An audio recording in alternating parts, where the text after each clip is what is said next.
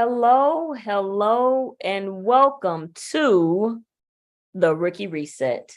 I am Andrea Fitzgerald, and I'm going to be your host this evening. And you might be wondering, what the heck is a Rookie Reset? Well, folks, it would be evenings just like this, except your girl would be stressed out because I could not manage my classroom. Quite frankly, I could figure out this whole teaching thing. So what we do here on the Rookie Reset is to provide you as a new teacher with practical tools, tips, and strategies to help you stay in the game. I am the PD, the professional learning, and the support you need in your building. I mean, that's me. I'm here to help you. My whole goal here is to help new teachers not quit. That's what we do here on the Rookie Reset. Provide you practical tools to help you stay in the teaching game. So today, friends, we are going to talk about mastering the art of teaching. Yes. So as I was thinking about this, I was reflecting on my time as a college basketball player. Now, I had played basketball my entire life, 18 years to be exact. And when I got to college, I played Division I basketball, and everything was so technical. Everything had to be a certain type of way. And it wasn't just, oh, let me shoot this shot. It was a way to do it, right? Like it was even a way to steal a pass, a way to play defense. Like it was just all different things. And I remember thinking to myself, I said, dang, I've been doing this my entire life, yet there are all these technical things that go into it. And I remember the coach said to us, he said, listen, you can be the most talented person in the world. Like you really can. But he said, if you cannot do the technical things that are in the system, you won't play. And I still remember that. And so, essentially what I had to do as a basketball player, even though I had been shooting jumpers and playing defense and all that my entire life, I had to learn the art, the skill of playing basketball. And that's what helped me get on the floor, learning the game, like becoming a student of the game. And so the same is true for you as a new teacher. You want to think about, how can I master the art of teaching? How can I master like the skills, what's required to become a great teacher? And honestly, this process goes on forever and ever. But today I want to share with you a few ways to master the art of teaching. Now, before we dive in, I just want to tell you there is a disclaimer here. I'm going to give you about 5 or 6 tips on how to master the art of teaching, but I'm going to tell you there's one thing that is absolutely required for you to master the art of teaching. And it is the skill of being self-aware and self-reflective. Oh, well, Fitz, what are you talking about? Why is this so important? So, I often say this, but my fiance, she was a doctoral student, and she was studying performance psychology. And she asked me one day, I think I was working on something, she was working on something. She said, what do you think is the highest indicator of someone's success? What do you think are the qualities you got to have to be successful? And I was like, discipline, hard work ethic, some other things like that. She was like, nope, self-awareness, self-reflection, because you can't grow if you're unwilling to look in the mirror at yourself. Like if you're unable to acknowledge where you are and how you need to improve, then you can't, like, none of this, all this stuff I'm gonna give you, it ain't gonna work, y'all. So we got to be willing to be self-reflective. And what's funny is I was having a conversation last week with somebody, and I was telling them, and they were just talking about the importance of self-reflection. They were saying that in one of the organizations that she had worked at before, she was saying that, one of the things I noticed, she's like, it's people in there who are so talented, but they continue to get passed over for opportunities. And when she looked at why they were not moving up, she was like, oh, they're not self-reflective. When you're not self-reflective, you can't grow. So all these tips I'm going to give you, one of the most important skills as a teacher is being willing to look in the mirror, own your stuff, check yourself if need be, but being willing to just acknowledge, where am I strong, where are the areas I need to grow. That's what that's all about. Just be self-reflective. So let's get right into it. But that's the disclaimer. Be willing to be self-reflective. That's how all of this works. So I think the other one, the first one is having a growth mindset. So one of the ways that you are going to learn the skill of teaching is mistakes. You're gonna mess up. It's as I say all the time, it's not a matter of if you mess up, it is a matter of when it will happen. it's going to happen. Hear me loud and clear. You're going to make mistakes. I tell people all the time that I learned how to use PowerSchool by calling inside of my own classroom. Literally, that's how I learned to use PowerSchool. I thought that the student was going to give me the right number, but you're going to make mistakes. So some of the things, like, I know as a teacher, like, I might teach a lesson, right? And I make a mistake. And after I'm reflective on it, I'm like, I might need to adjust for the next lesson, or I might need to adjust next year. So a lot of the things that you're going to learn in becoming a great teacher, you're going to make those through mistakes.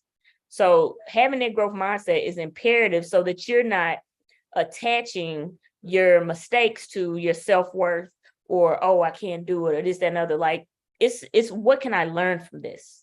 What can I learn from this? The next one is building your content knowledge. So one of the things with building your content now, this is just becoming a student of your said skill, right? So for instance, with math, that's digging into the curriculum, doing the math, that's ELA, reading text, whatever it is, but becoming a student of that, studying it, getting in there, doing the math problems, whatever that is, when I, as a teacher, before I would even do my lessons, I would do the math as if I was a student, because what it would allow me to see, like, okay, where did I have challenges, where my students have challenges, and how can I support them with that? So really, like, digging into becoming a student of your said content. And one of the things we talked about several weeks ago was building trust. When you know your ish, when you are a master of what you do, you build trust because you're credible. That's going to make you feel more confident, which is going to allow you to have a better opportunity to also connect, because we trust people. You know what you're talking about. I'm going to trust you a little bit more. So this is one of the ways to really, really study and become a student of your said content. Now, leading into that, another way to build that content knowledge and learn and study your content is through professional learning and PD. Now, I'm going to tell you 2 examples of this where this can just take you to the next level. Now, I know a lot of people, because it's good PD out here, and some of it is not the best, right? So I get it, but I do feel like you can learn from anybody. But one example I'll give you, maybe like 5 or 6 years ago, I was on this interview panel, and it was all these different, it was like, when you looked at the resumes, you would have thought it was like, okay, it's probably like 3 or 4 people that's going to come in here and smash this. Like, they are probably looking on paper, they're probably going to get this job. So, we're going through the interviews, and the last candidate comes in. And it was one question that they asked that most of the candidates could not speak to. They said, what have you done? What professional learnings have you engaged in to improve your craft and what you're currently doing? And most of them couldn't answer the question. Most of them didn't have anything that they had done. It would be like 1 or 2 things. But this last candidate came in.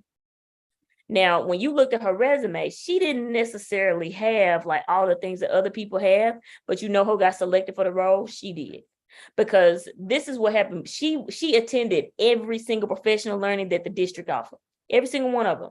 And so this is the deal. When you begin to work on your craft, you can have 2 people at the same exact level, but as one develops themselves, they're going to continue to grow, and it's going to create a gap between those, that even people that were behind, right? Because they are building their skill set and they're acquiring more tools. So professional learning, I know you may say, you know what, I really don't have time for this. I don't have time for this, but it will take you to another level. Like, she got that job because she built her toolkit, her skills. So this is another piece of being reflective, right? So continue to grow yourself and your toolkit. And this is why I often say, like, this is why I love books, like, for real. This is why I love books. I always say this, because one book can change your perspective on everything that you thought your entire life. Like, I just, even like podcasts and stuff like that. Like, it was a podcast I heard recently, and they were talking about like, what does it take to have a great marriage? And one of the things they talked about was that you have to give people time. But 2 people come from 2 different worlds, and they're coming together. And once you get them some feedback, see, we'd be expecting people to change tomorrow because we gave them some feedback. Oh, now it's going to get better. No, they said you got to give people time. Get them time to process it. Give them time to to embody this new, this feedback that you gave them. Like, give people time to grow into that. And I thought that was like an aha for me. But if I wasn't, developing myself, professional learning or something to help me grow, then probably would have had the same perspective. Oh, they just need to change tomorrow, right? So professional learning is really about changing your perspective and acquiring more tools.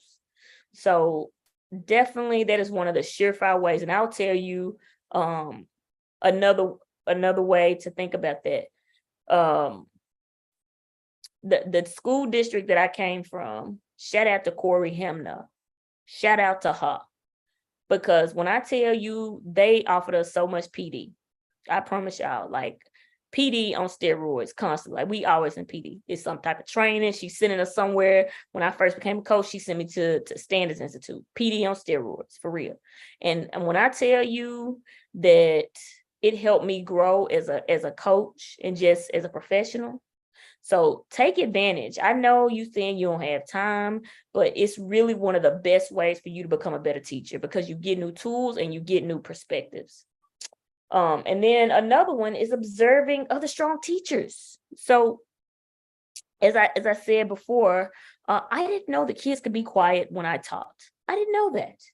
And then I saw Miss Holmes teach a class, and I said, "Oh, this is this is a thing. This is a thing. People could actually be quiet with a teach.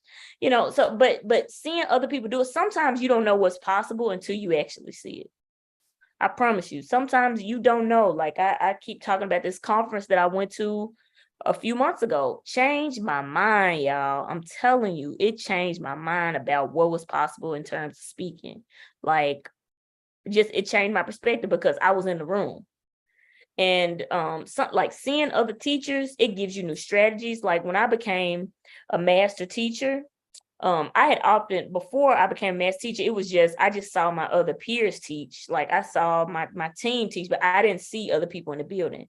And it was so interesting. I felt like I became a much better teacher because I saw other people in the building. So I was borrowing, begging, and stealing. I said, "Oh, I like this strategy. I'm gonna take this. Oh, I'm gonna try this." And I remember I saw a teacher, the way he taught trig. Like I taught trig a certain way my entire life, or my entire teaching career, and I saw him teach it, and it was a lot easier because how I taught it was kind of confusing, and sometimes kids didn't get it. So observing other teachers is going to allow you to acquire different tools to add to your toolkit.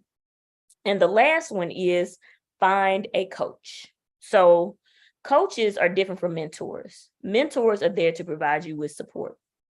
A coach is there to challenge you. Their job is to disrupt the pattern.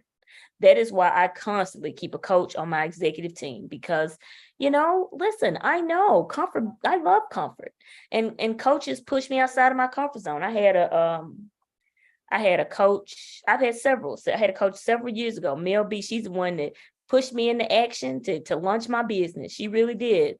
I had a coach maybe like 2 years ago now, Dr. Precious, 5. But she allowed me to see some things about myself that I need to explore to help me go to the next level. She's my self-awareness coach. But the job of a coach is to not only challenge you, but to support you towards your goal. Their job is to help you grow as a professional. It's a mentor is just there to support you, but a coach is there to help you achieve whatever you said you wanted to accomplish. So if there are things, barriers, obstacles that are in the way of you getting to that goal, they're gonna call you out on, and they're gonna challenge you to get to that next level. So that's their job, to disrupt the pattern. And I would even recommend finding a content specific coach if you can for your said subject, because they can give you even more rich feedback to help you grow in your specific expertise. So yes. So that's how you master the art of teaching. These are several ways to achieve that technical mastery, is what I call it, and become a student of the craft of teaching. And I'll close out with this. So several years ago, I guess it was like 5 or 6 years, I'm not sure, but I had to reapply for my job. I did. I was upset about that, y'all. I really was. I was like, dang, I got to be a play for my job. So I remember it, even though I was ticked off about that, you know what I recognized in that moment? That I had actually stopped developing myself. That's what had happened. I had gotten comfortable. I said, oh, I make a little cheese. I got a job I like, but I'd gotten comfortable. I had stopped growing because I had stopped seeking out opportunities to develop myself. But it also was a wake up call in the sense that I said, I don't want to be so dependent on one thing. So what I'm gonna have to do is build up my skill set so that I can have more tools in my toolkit so that if this were to ever happen again, that I can seek out whatever opportunity that I want. And what I did was I was having a meltdown in my car and I was listening to this this book by Grant Cardone. And he said, just say yes. Every opportunity, just say yes. And that's what I started doing. So whenever there was an opportunity that went across my email, I think it was a course that came across my email like the next day, I said, yes, I signed up for it. It was a course on the IPG. Changed my mind on it. So I was like, oh, this is different. It was a PD in Mississippi. Someone said, they asked me to do it. I said, yeah, I'll do it. So I just started saying yes to all these different opportunities. And I noticed that I grew as a professional. Not only did it put me in certain rooms around people that really helped me grow, because I was around people who were far beyond where I was as a professional, like far beyond. So when you're in that space, you have no choice but to grow, right? But yeah, it was a lot of power in doing that, because I got better, I had more tools, and honestly the next opportunity I had, it was because I said yes to all the other things that I had, um all those other opportunities.